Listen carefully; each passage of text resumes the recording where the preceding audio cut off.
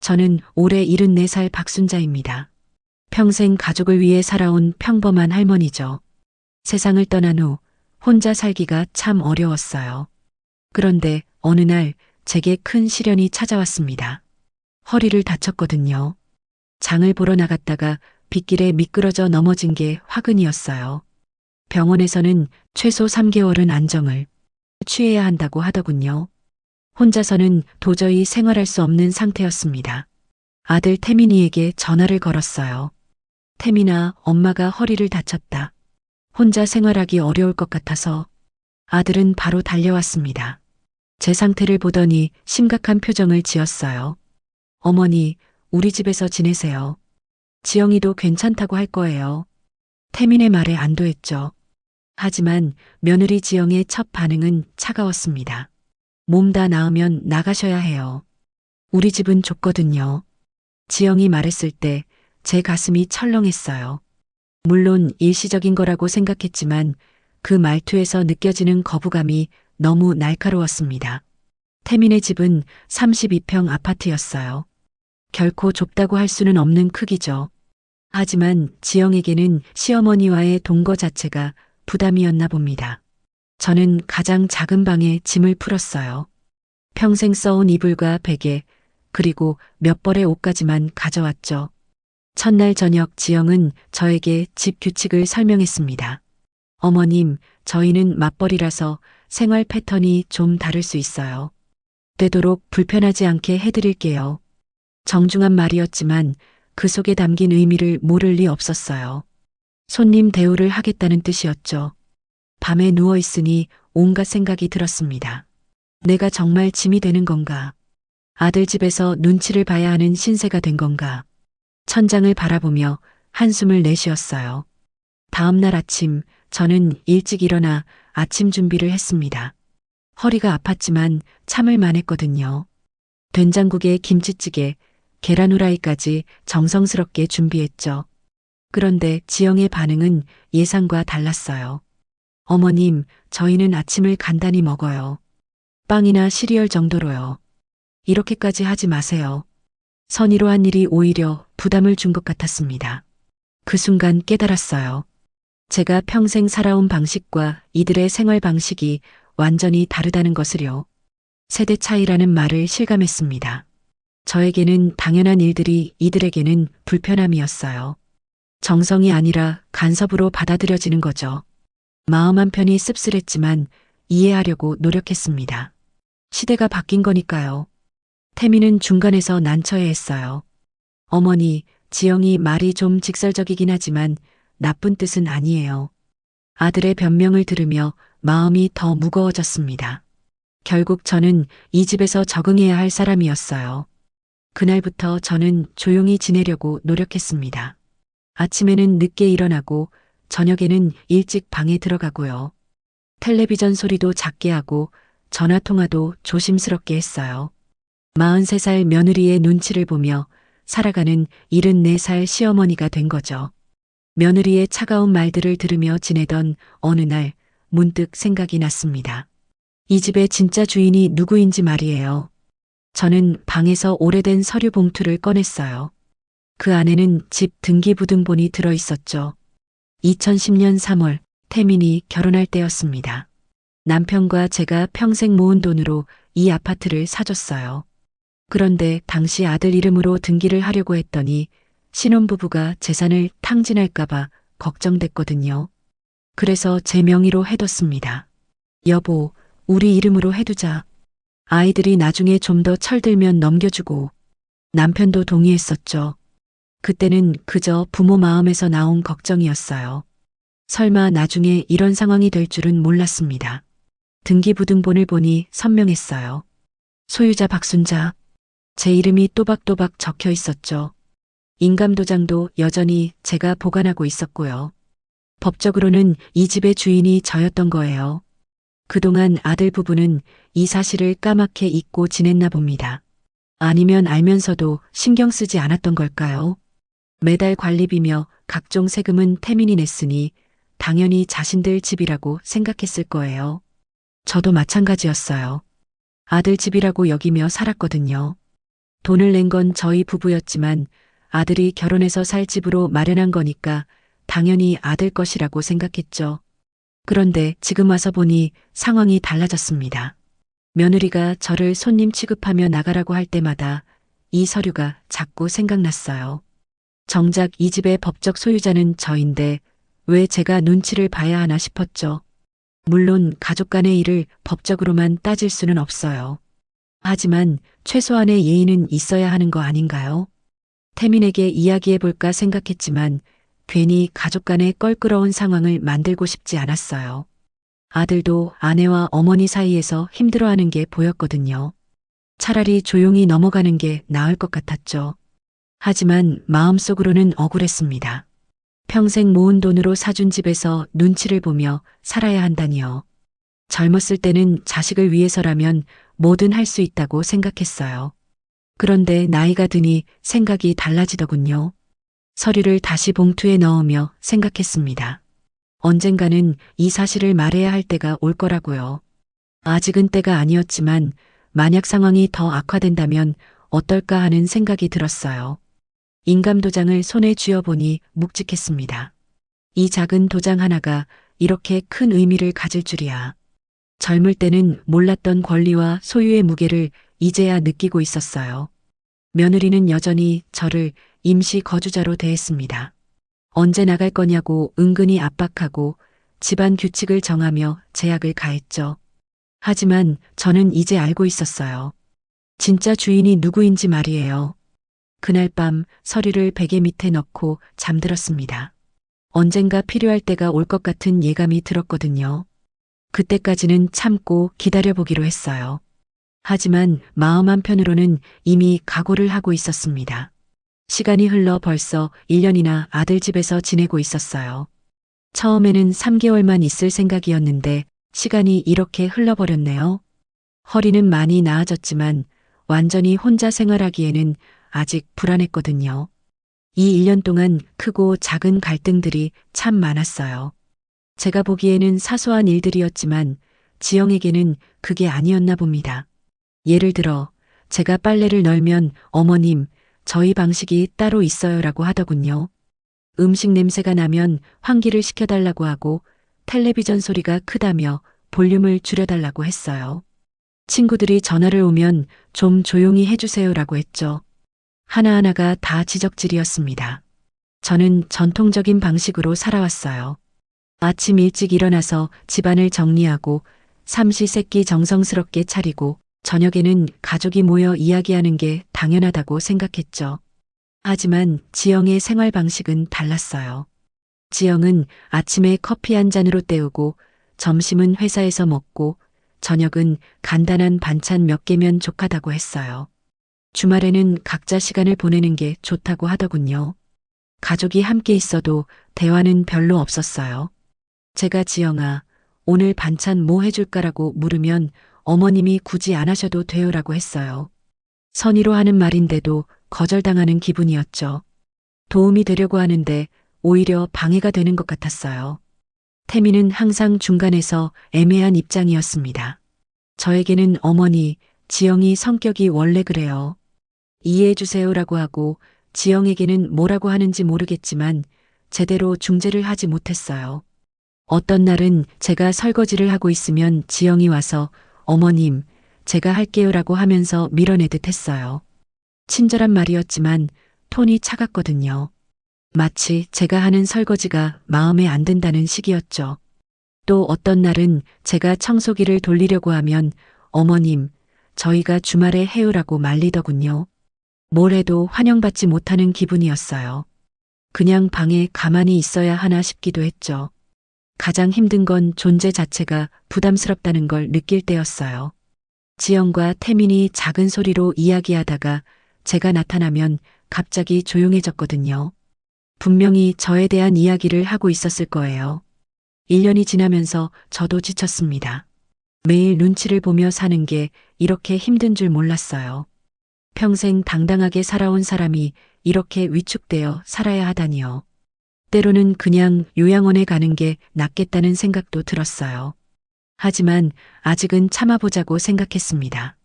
가족이니까요. 그리고 언젠가는 지영도 제 마음을 알아줄 거라고 믿었어요. 시간이 지나면 서로 이해하게 될 거라고 생각했죠. 너무 순진한 생각이었을까요? 그날은 지영이 일찍 들어온 날이었어요. 보통은 8시가 넘어서 들어오는데 6시쯤 현관문이 열리더군요. 저는 부엌에서 저녁 준비를 하고 있었습니다. 오늘은 좀 특별하게 해보자는 마음이 들었거든요. 지영아, 일찍 들어왔네. 고생 많았지 하고 인사를 건넸어요. 지영은 피곤한 표정으로 네, 어머님하고 대답했죠. 얼굴이 많이 지쳐 보였어요. 회사 일이 힘든가 보다 싶었습니다. 저는 마음을 먹었어요. 오늘은 정말 정성스럽게 밥상을 차려보자고요. 1년 동안 눈치 보며 지냈지만 이제는 진심을 보여줘야 할 때가 아닐까 생각했거든요. 며느리의 마음을 돌릴 수 있을지도 모른다고 생각했어요. 먼저 된장찌개를 끓였습니다. 집에서 직접 담근 된장으로 만든 찌개였어요. 남편이 살아계실 때부터 쓰던 된장이라 깊은 맛이 났죠. 두부도 넣고 양파도 넣고 마지막에는 대파까지 넣어서 구수한 냄새가 집안에 퍼졌어요. 고등어구이도 정성스럽게 했습니다. 비린내가 나지 않도록 소금에 절여뒀다가 팬에 구웠어요. 껍질이 바삭하게 구워지도록 신경 썼죠. 고등어는 제가 직접 시장에 가서 신선한 걸로 골라온 거였어요. 묵은지도 꺼냈어요. 작년에 담가둔 김치가 잘 익어서 정말 맛있었거든요. 신맛과 감칠맛이 딱 좋았죠. 이런 묵은지는 시골에서나 맛볼 수 있는 거예요. 도시 사람들은 이런 맛을 모르죠. 밥도 윤기나게 지었어요. 물 조절을 정확히 해서 한 알 한 알이 살아있도록 했죠. 평생 밥해온 노하우가 있거든요. 젊은 사람들은 전기밥솥만 믿는데 저는 손맛으로 하는 밥이 더 맛있다고 생각해요. 상을 차리면서 마음이 설렜습니다. 오랜만에 정성스럽게 차린 밥상이었거든요. 그동안 눈치 보느라 제대로 된 음식을 해드리지 못했는데 오늘은 제 마음을 제대로 전할 수 있을 것 같았어요. 밥그릇도 예쁜 걸로 골랐어요. 젓가락도 가지런히 놓고 물도 시원하게 준비했죠. 마치 귀한 손님을 대접하듯 정성을 다했어요. 며느리이지만 제게는 소중한 가족이니까요. 지영아, 밥 먹자 하고 불렀어요. 지영이 나오더니 상을 보고 조금 놀란 표정을 지었어요. 어머님, 이렇게까지 하실 필요 없는데요 하더군요. 하지만 저는 기뻤어요. 드디어 제 정성을 보여줄 수 있게 된 거니까요. 아니야, 지영아. 너 요즘 힘들어 보이더라. 집에서라도 맛있는 거 먹어야지, 제가 말했어요. 정말 며느리를 위한 마음이었거든요. 1년 동안 차가웠던 관계를 이제는 바꿔보고 싶었어요. 태미는 아직 회사에서 오지 않았어요. 둘이서 먼저 앉았죠. 저는 기대에 찬 마음으로 지영의 반응을 기다렸습니다. 분명히 맛있다고 해줄 거라고 생각했어요. 이렇게 정성스럽게 차린 밥상을 싫어할 사람이 어디 있겠어요. 지영이 젓가락을 들더니 된장찌개를 한 숟가락 떴어요. 저는 기대에 찬 마음으로 지켜봤죠. 그런데 지영의 표정이 이상했어요. 인상을 찌푸리더니 어머님, 이거 너무 짜네요 라고 말했어요. 제 마음이 조금 상했지만 참았어요. 그래, 맛이 좀 세구나. 다음에는 연하게 할게라고 대답했죠.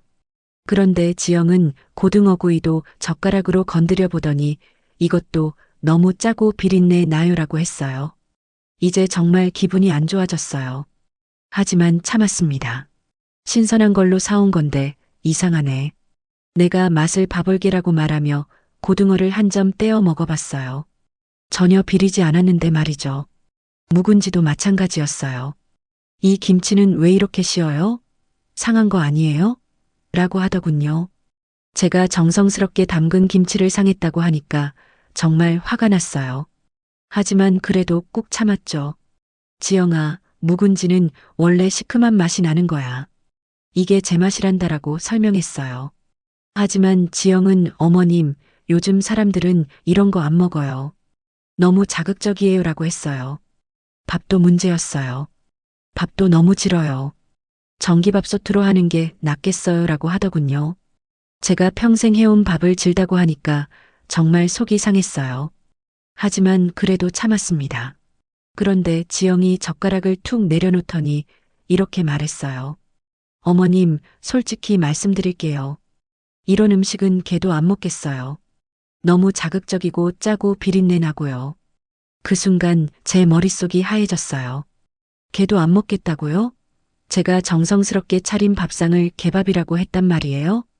1년 동안 참고 참았던 모든 게 한순간에 무너져 내렸어요. 뭐라고 했다고? 제가 벌떡 일어나며 물었어요. 목소리가 떨렸죠. 지영은 어머님, 제가 솔직히 말한 거예요. 요즘 사람들 입맛에는 안 맞아요라고 했어요. 그 말을 들은 순간 이성을 잃었어요. 제가 밥상을 확 밀어버렸거든요.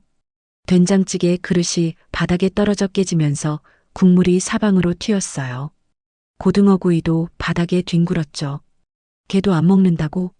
그럼 내가 걔보다 못하다는 얘기네. 제가 소리쳤어요. 평생 이렇게 화낸 적이 없었는데 그때는 정말 참을 수 없었어요. 1년 동안의 모든 서름이 한꺼번에 터져 나온 거였죠. 지영은 깜짝 놀라더니 어머님, 뭐 하시는 거예요? 라고 말했어요. 하지만 저는 이미 돌이킬 수 없는 선을 넘어버린 것 같았어요. 평생 모아온 인내심이 한순간에 무너져 버린 거죠. 바로 그때 태민이 들어왔어요. 현관문을 열고 들어오다가 부엌의 상황을 보고 놀라더군요. 어머니, 무슨 일이에요? 라고 물었죠. 저는 말을 할 수가 없었어요. 너무 화가 나서 목이 메었거든요. 지영이 태민에게 여보, 어머님이 갑자기 화내시면서 밥상을 엎으셨어요 라고 했어요. 마치 제가 이유 없이 화낸 것처럼 말하더군요. 정작 개밥이라고 한 자신의 말은 쏙 빼놓고 말이에요. 그날 밤 저는 방에 들어가서 문을 꽁꽁 잠갔어요. 태민이 몇 번 노크를 했지만 나가고 싶지 않았거든요. 어머니, 문 좀 열어보세요. 이야기 좀 해요라고 했지만 대답하지 않았어요. 혼자 앉아서 하루 종일 생각했습니다. 정말 제가 잘못한 걸까요? 며느리에게 정성스럽게 밥상을 차려준 게 죄가 될까요? 걔도 안 먹겠다는 말을 듣고도 참아야 하는 걸까요? 마음이 너무 아팠어요.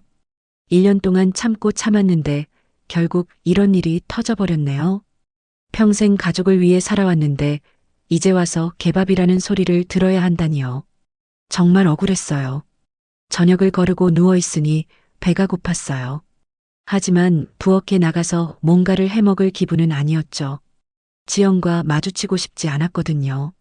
그냥 물만 마시고 버텼어요. 밤이 깊어지면서 집안이 조용해졌어요. 태민과 지영이 침실로 들어간 것 같았죠. 아마 저에 대해 이야기하고 있을 거예요. 며느리는 시어머니가 이상하다고 하고 아들은 어머니를 변호하려고 하겠죠.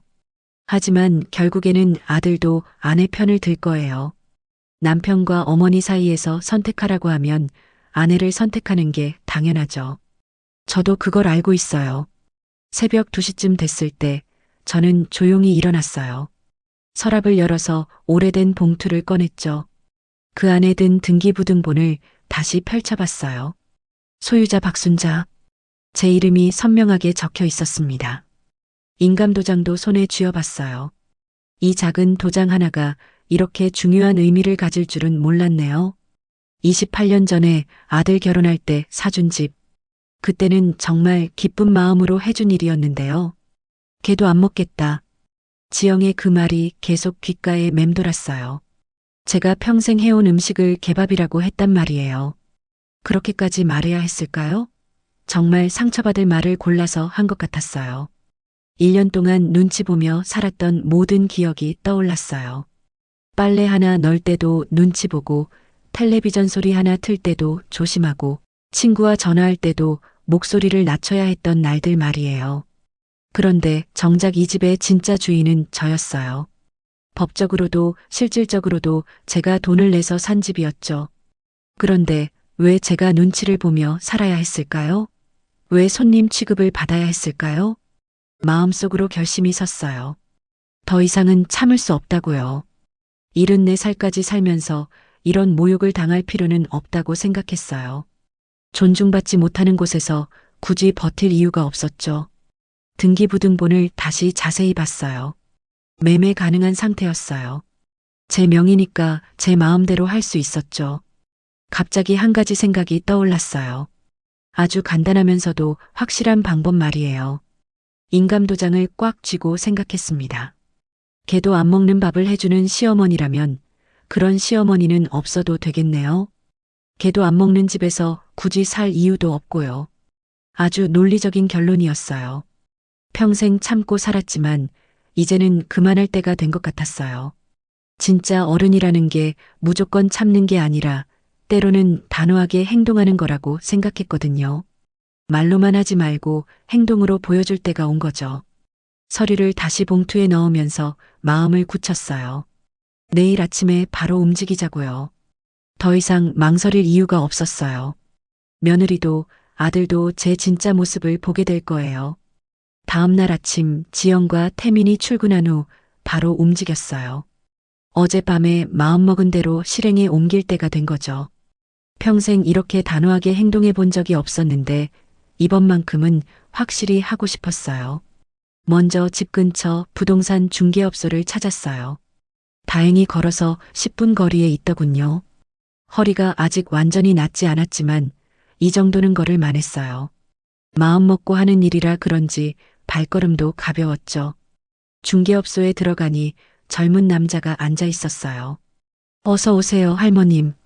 무슨 일로 오셨나요? 라고 친절하게 인사하더군요. 저는 등기부등본을 꺼내 보이며 이 집을 팔고 싶은데요 라고 말했어요. 그 사람이 서류를 보더니 놀라는 표정을 지었어요. 어머님, 이 아파트 시세가 꽤 높은데요. 정말 파시려고요? 라고 물었죠. 저는 네, 확실히 팔겠어요. 빨리 처리해 주세요 라고 대답했어요. 그런데 가족분들은 아시나요? 이런 큰 결정을 혼자 하시면 나중에 문제가 될 수도 있는데요 라고 걱정해 주더군요. 저는 제 집이니까 제가 결정하는 거예요. 다른 사람 상관없어요 라고 말했죠. 부동산 중개사가 시세를 알려줬어요. 1980년에 산 가격보다 몇 배나 오른 값이었어요. 서울 집값이 정말 많이 올랐구나 싶었죠. 이 정도면 작은 아파트 하나 사고도 여유가 있을 것 같았어요. 할머님, 금매로 내놓으시면 시세보다 조금 낮아질 수 있어요. 그래도 괜찮으신가요? 라고 물었어요. 저는 괜찮아요. 빨리 팔리는 게 중요해요 라고 대답했죠. 돈보다는 속도가 중요했거든요. 다행히 매물이 좋은 곳이라서 바로 관심 보이는 사람이 있다고 하더군요. 내일 보러 오신다고 하는데 괜찮으시면 바로 계약 진행할 수 있어요 라고 했어요. 정말 운이 좋았죠. 필요한 서류들을 챙겨달라고 해서 인감증명서도 떼고 등기부등본도 새로 발급받았어요. 하루 종일 이것저것 준비하느라 바빴어요. 하지만 마음은 시원했어요. 드디어 뭔가 제대로 된 일을 하고 있다는 기분이었죠. 집에 돌아와서는 아무 일 없는 것처럼 지냈어요. 지영과 태민이 퇴근해서 들어와도 평상시와 똑같이 행동했죠. 오늘 어떻게 지내셨어요? 라고 물어도 그냥 집에서 쉬었다고 대답했어요. 어제 밥상을 엎은 일에 대해서는 아무도 언급하지 않았어요. 아마 서로 어색해서 그런 것 같았죠. 저도 굳이 그 이야기를 꺼낼 생각은 없었어요. 어차피 곧 끝날 일이니까요. 다음 날 부동산 중개사에서 연락이 왔어요. 할머님, 어제 보러 온 분이 바로 계약하고 싶다고 해요. 오늘 오후에 계약 가능하신가요? 라고 했죠. 정말 빠르게 진행되고 있었어요. 계약하러 가는 길에 마음이 두근거렸어요.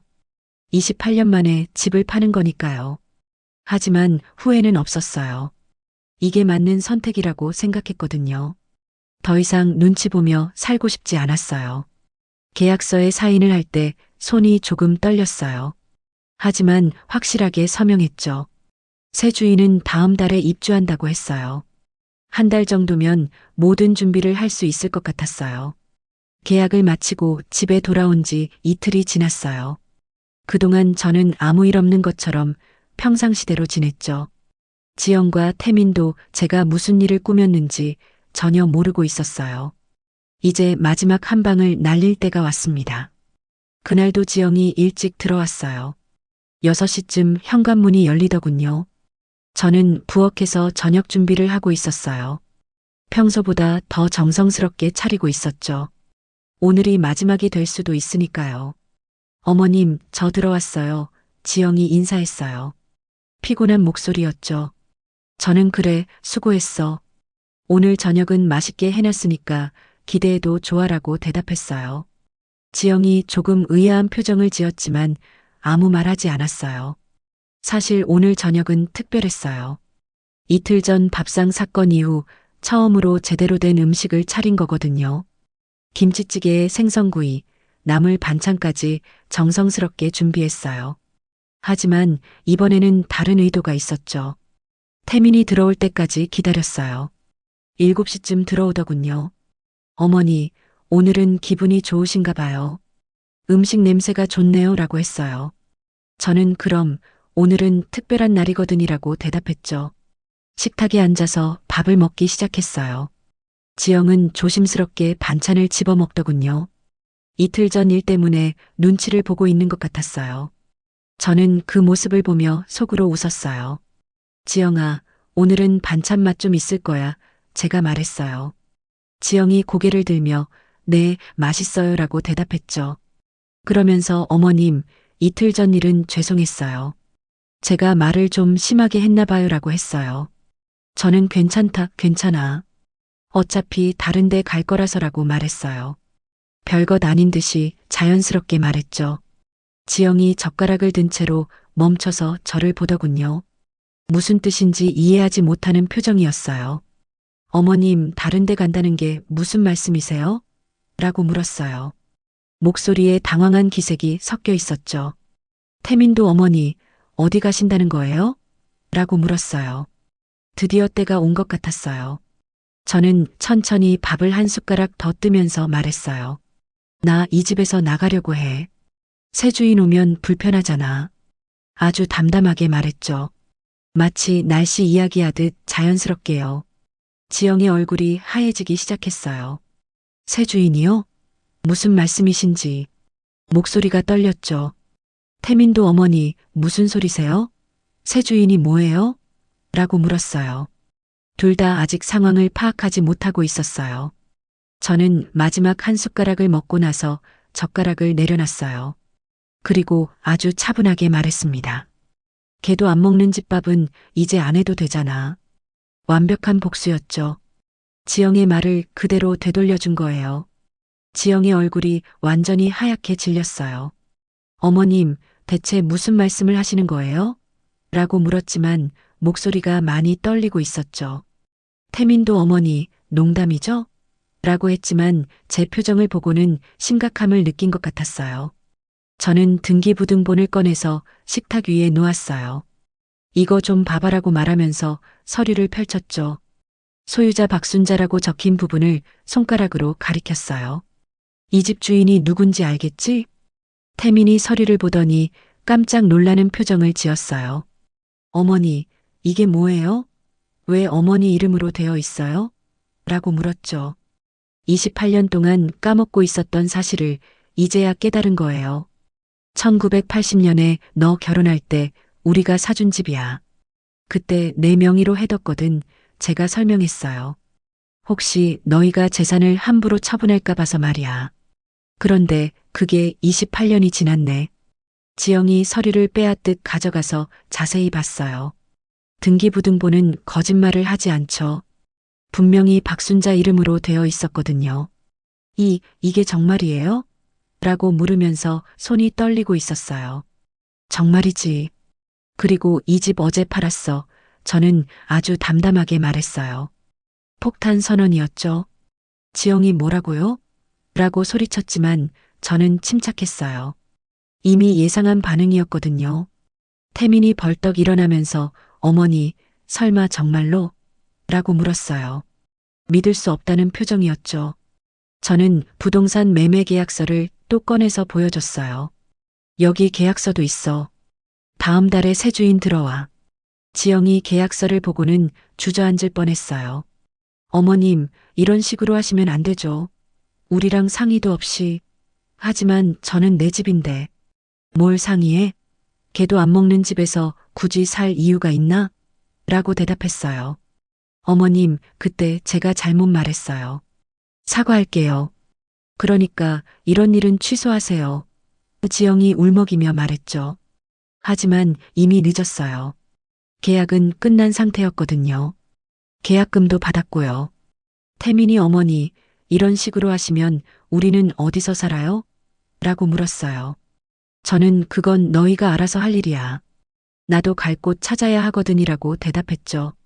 냉정하게 들릴 수도 있지만 사실이었어요.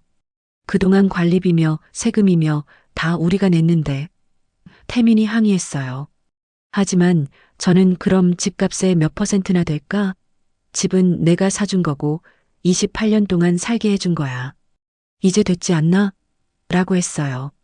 지영이 어머님, 정말 이래도 되는 거예요? 우리 가족인데. 라고 울면서 말했어요. 하지만 저는 가족이면 서로 존중해야 하는 거 아니야? 개도 안 먹는 밥 해주는 사람을 가족으로 생각한 거야? 라고 되물었죠. 그 순간 둘 다 말문이 막혔어요. 제가 왜 이런 일을 했는지 이제야 깨달은 것 같았거든요. 하지만 이미 돌이킬 수 없는 강을 건넌 상태였어요. 저도 그들도 말이죠. 그날 밤은 집안이 난리도 아니었어요. 지영은 계속 울면서 어떻게 이럴 수가 있어요를 반복했고 태민은 이리저리 전화를 걸어대며 해결 방법을 찾아보려고 했죠. 하지만 이미 법적으로 완료된 일이었어요. 다음 날부터 지영은 집을 구하러 다니기 시작했어요. 갑작스러운 일이라 전세금도 제대로 준비하지 못한 상태였죠. 당황한 기색이 역력했어요. 그동안 이 집이 자신들 것인 줄 알고 있었으니까요. 태민은 친척 집에 연락해서 임시로 머물 곳을 알아봤어요. 어머니, 정말 마음을 바꿀 생각 없으세요? 라고 마지막으로 한 번 더 물었지만 제 대답은 똑같았어요. 이미 끝난 일이야. 일주일 후 새 주인이 집을 보러 왔어요. 30대 부부였는데 아이까지 있더군요. 할머니, 깨끗하게 잘 쓰셨네요. 이 집에서 행복하게 사셨죠? 라고 물었어요. 저는 그렇다고 할 수 있죠라고 대답했죠. 지영은 짐도 제대로 싸지 못한 채 친척 집으로 가게 됐어요. 태민의 고모댁에서 당분간 지내기로 했다고 하더군요. 떠나는 날 지영이 마지막으로 어머님, 정말 저를 용서할 수 없으세요? 라고 물었어요. 저는 용서하고 안 하고의 문제가 아니야. 그냥 각자 살 길을 찾는 거지라고 대답했어요. 더 이상 미련을 둘 필요가 없었거든요. 1년 동안 충분히 기회를 줬는데 결국 이렇게 된 거니까요. 태민이 마지막에 화를 냈어요. 어머니, 이런 식으로 하시는 게 맞아요? 며느리한테 원한이 있다고 해서 이렇게까지 해야 해요? 목소리에 원망이 섞여 있었죠. 저는 아들을 똑바로 쳐다봤어요. 태민아, 내가 중간에서 제대로 역할을 했으면 이런 일까지는 안 생겼을 거야.